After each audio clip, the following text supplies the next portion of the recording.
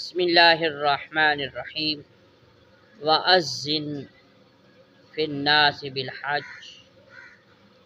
جب اللہ رب العزت کا حکم آیا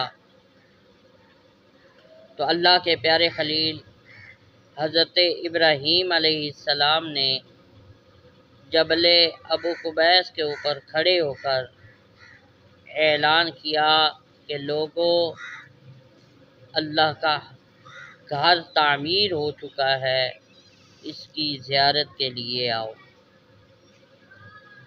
اور حضور تاجدار مدینہ صلی اللہ علیہ وآلہ وسلم آپ نے جب حج کا حکم فرمایا کہ حج فرض ہو گیا ہے، ایک صحابی نے عرض کی کہ یا رسول اللہ صلی اللہ علیہ وآلہ وسلم، کیا ہر سال حج فرض ہے؟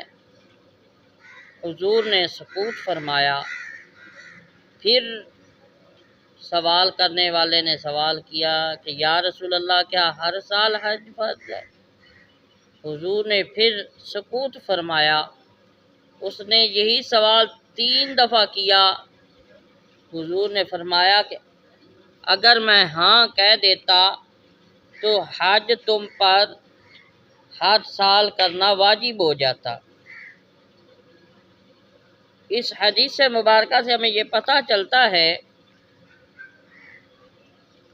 کہ اگر حضور تاجدار مدینہ صلی اللہ علیہ وآلہ وسلم اس صحابی کے بار بار پوچھنے پر اگر ہاں کہہ دیتے تو حج ہر سال مسلمانوں کے لیے فرض ہو جاتا، واجب ہو جاتا۔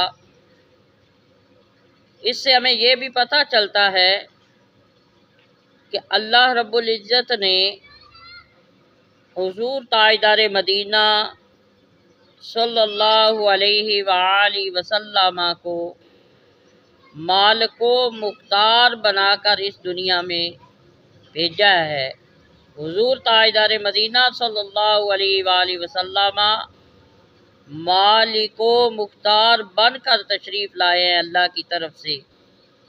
حضور کی مرضی ہے، حضور کسی پر کوئی چیز فرض کر دے تو وہ فرض ہو جائے گی، واجب کر دیں وہ واجب ہو جائے گی، کسی کو کوئی چیز معاف کر دیں وہ معاف ہو جائے گی۔ اس حدیث مبارکہ سے ہمیں پتہ چلتا ہے کہ حضور نے فرمایا کہ اگر میں حج کے لیے ہاں کہہ دیتا تو ہر سال تم پر حج کرنا فرض ہو جاتا۔